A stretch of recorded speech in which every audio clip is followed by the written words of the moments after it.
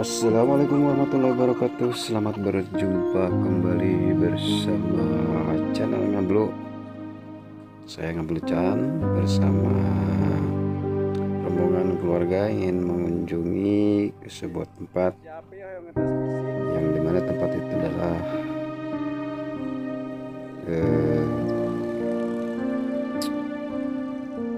di tempat Kabupaten Garut, khususnya di Godog ya. Godog salah satu tempat yang indah dan banyak pengunjungnya untuk menikmati keindahan alam sambil berziarah ke salah seorang tokoh yang mengembangkan agama Islam dan menyiarkan agama Islam di Indonesia yang bernama Makam Godog Syekh Sunan Rahmat Suci yang berada di Kabupaten Garut.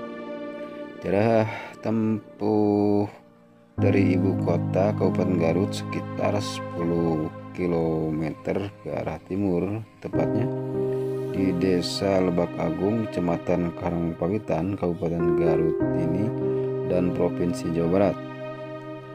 Kemudian ada silsilah dari nama-nama di sini adalah pertama dari Raja Pajajaran, kemudian turun ke Prabu Linggarjaya Raja Kencana, lalu Prabu Wastu Kencana, kemudian ke Prabu Siliwangi, dari Prabu Siliwangi turun ke Prabu Kian Santang atau yang bisa kita sebut Sunan Rahmat Suci, kedua Dewi Rara Santang, dan ketiga Walang Sungsang. Dan sebuah keterangan, Prabu Kian Santang sesudah masuk Islam namanya diganti dengan nama Syekh Sunan Rahmat Suci.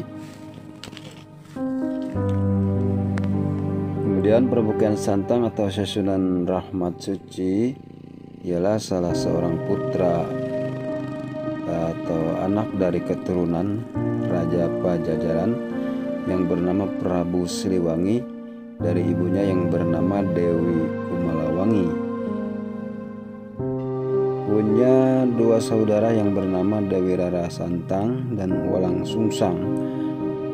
Prabu Kian Santang atau Syekh Sunan Rahmat Suci lahir pada tahun 1315 Masehi di Pajajaran yang sekarang menjadi kota Bogor. Prabu Kian Santang atau Syekh Sunan Rahmat Suci diangkat menjadi Dalam Bogor.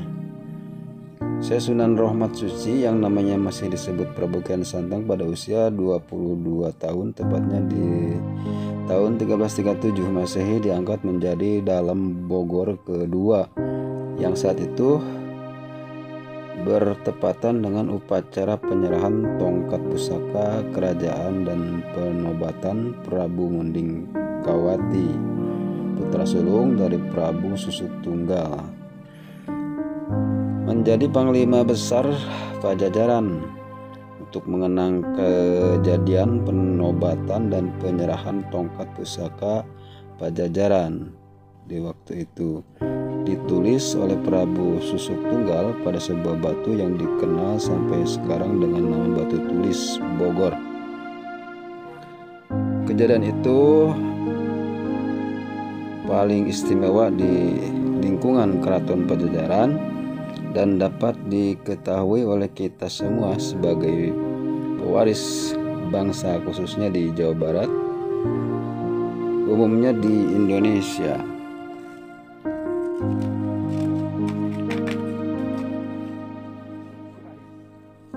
Prabu Kian Santang ingin tahu darah sendiri, dalam arti belum ada yang mengalahkan kegagahannya.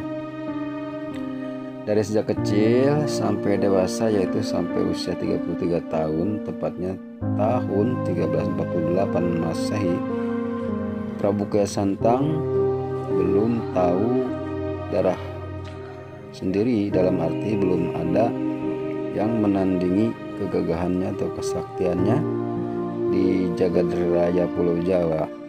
Sambil merenung seorang diri. Ia memikirkan di mana ya ada orang gagah dan sakti yang dapat menandingi kesaktiannya atau kegagahannya. Pikir punya pikir, tapi jalan tidak terbuka. Akhirnya Prabu Kian Santang memohon kepada ayahnya, yaitu Prabu Siliwangi, agar supaya mencarikan seseorang lawan yang dapat menandinginya. Kesaktiannya ternyata gagal karena orang itu tidak mampu menandingi atau melukai, menembus kulit dagingnya walaupun dengan senjata apapun. Dengan kejadian itu, ayahnya cepat memanggil dan mengumpulkan para ahli nujum atau para sulagar-sulagar untuk menunjukkan siapa dan di mana ada orang gagah dan sakti yang dapat menandingi dan mengalahkannya. Prabu Kian Santang, namun ahli nujum yang dikumpulkan di keraton Pajajaran itu, seseorang pun tidak ada yang mampu menunjukkan di mana orang yang akan mengalahkan Prabu Kian Santang. Kemudian dalam situasi yang membingungkan, tiba-tiba datang seorang kakek. Dengan kedatangan orang itu, Prabu Siliwangi dan seluruh yang hadir terkejut dengan kehadirannya orang tua itu. Kebingungan Prabu Siliwangi pudar karena orang tua itu itulah yang memberitahu bahwa orang yang gagah yang dapat menandingi kegagahannya Prabu Kian Santang, yaitu Sayyidina Ali, yang tepatnya jauh di tanah Mekah. Padahal pada waktu itu Sayyidina Ali telah wafat sudah lama. Namun kejadian ini dipertemukan secara gaib dengan kekuasaan yang maha kuasa Allah Subhanahu wa ta'ala. Lalu orang tua itu kepada Prabu Kian Santang, kalau kamu bertemu dengan orang yang namanya Sayyidina Ali, kamu harus melaksanakan 2 syarat. Apa syaratnya itu? Yaitu 1, harus menjasmedi dulu di ujung kulon. 2, nama harus diganti dengan nama Galantang Setra, yang artinya Galang terang berani, Setra bersih atau suci. Dan lalu kita di sini sudah tiba saatnya untuk melaksanakan sholat asar dulu. Setelah sholat asar, baru kita masuk ke namanya makom Prabu Kian Santang atau Sunan Suci ini, dan sama halnya seperti yang ada di makom Syekh Ja'far Shiddiq. Di sekitar makom terdapat banyak pepohonan yang sudah ratusan tahun usianya.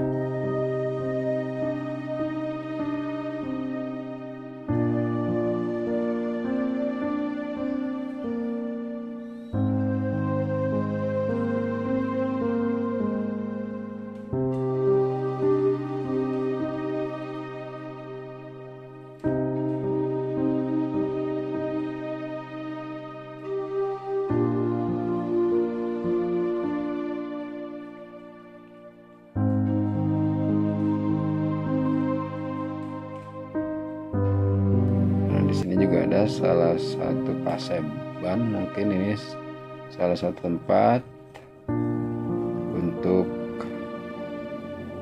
berkomunikasi di antara tamu yang datang pada waktu itu.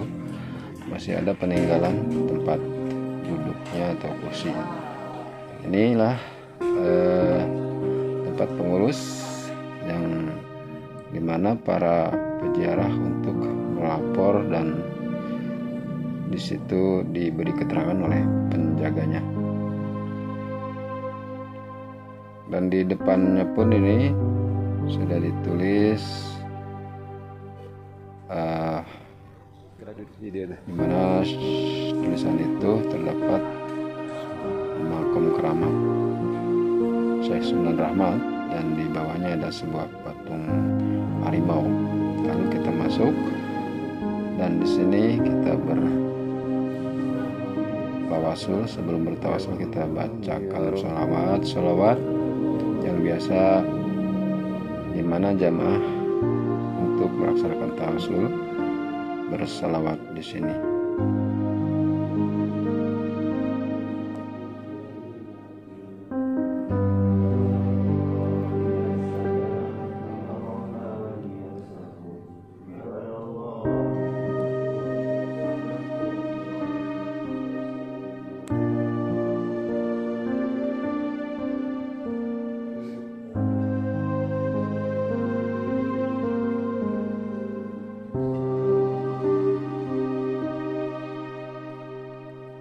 Lanjut kita ke pembahasan tentang sejarah Prabu Kian Santang.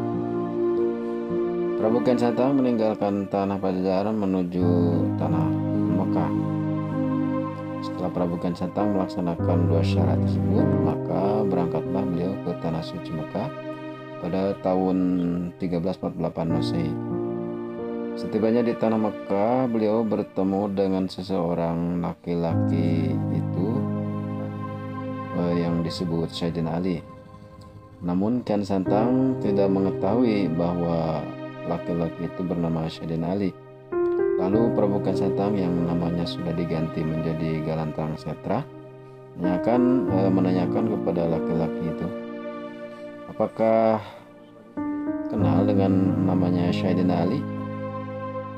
Lalu laki-laki itu menjawab bahwa ia kenal, malah bisa mengantarkan ke tempat alamat Sayyidina Ali.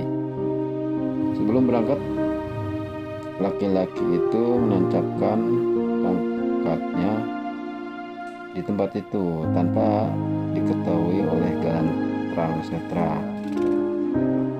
Setelah mereka berangkat berdua dan beberapa puluh meter dari tempat itu, kemudian Sayyidina Ali berkata,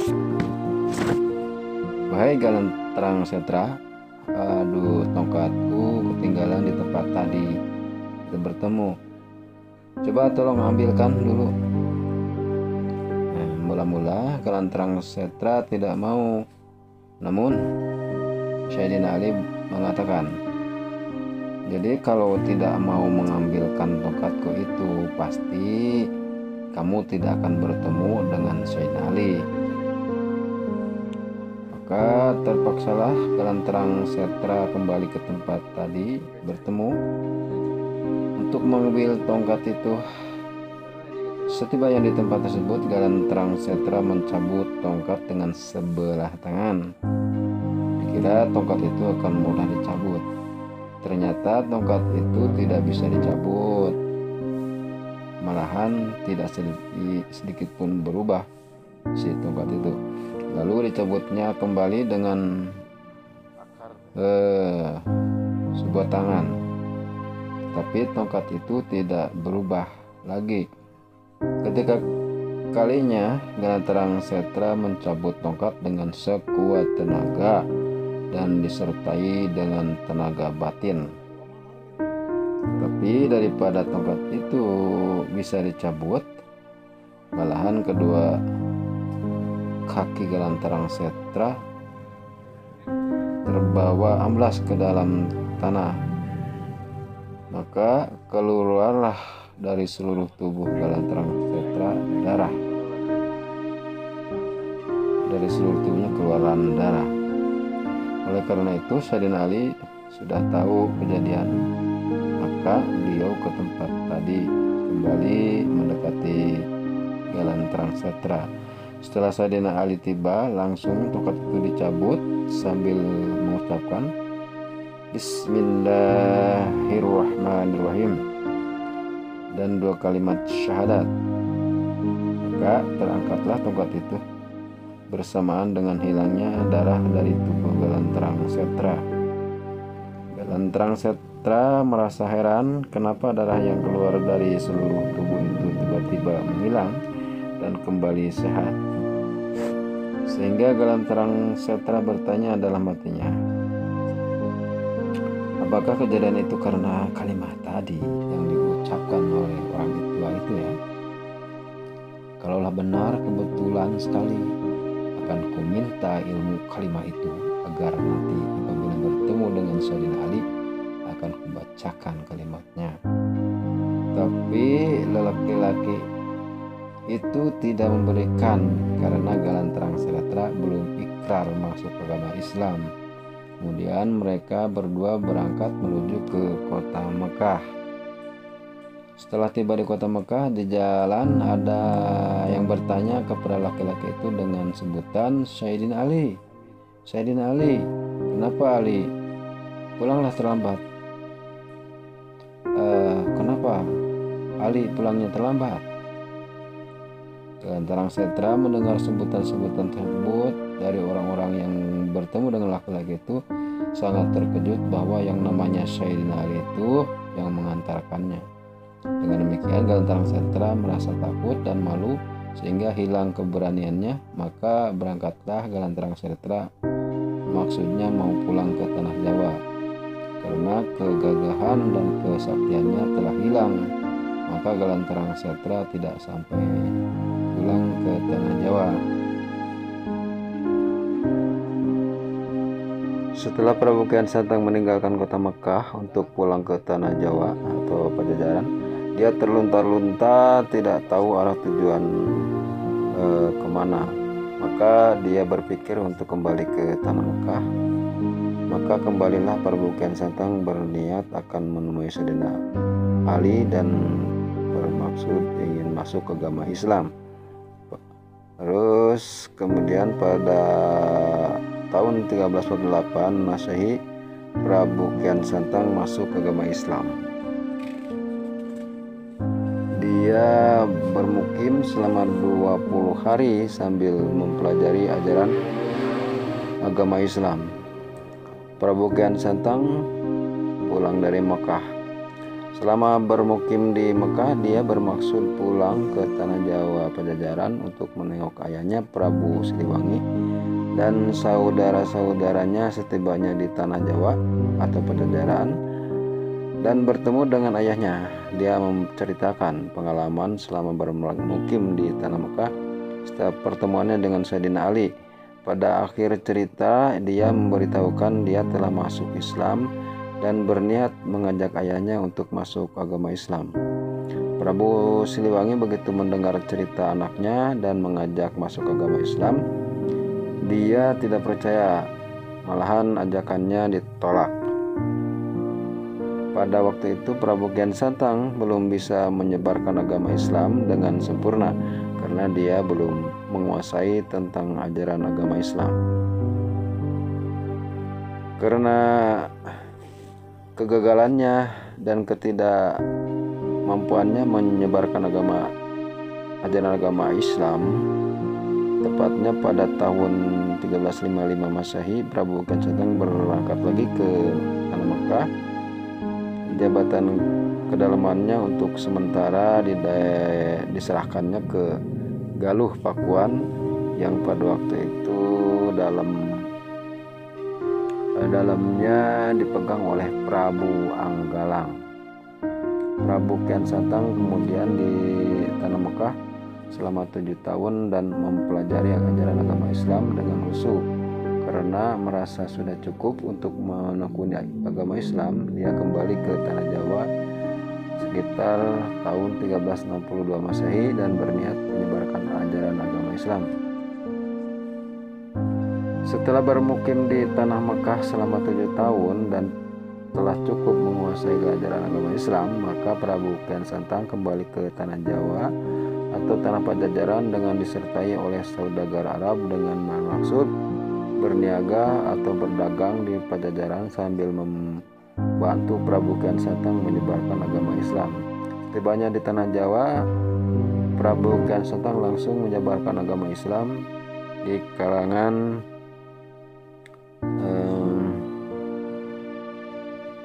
masyarakat, karena ajaran Islam dalam fitrahnya membawa keselamatan dunia dan akhirat. Diterima oleh masyarakat Pajajaran dengan tangan terbuka. Kemudian Prabu Kian Santang bermaksud menyebarkan ajaran agama Islam di lingkungan keraton.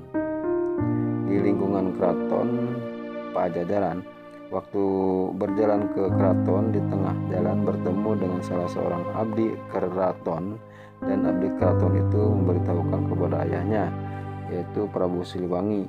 Setelah Prabu Siliwangi mendapat berita bahwa anaknya, yaitu Prabu Kian Santang, sudah kembali ke Pajajaran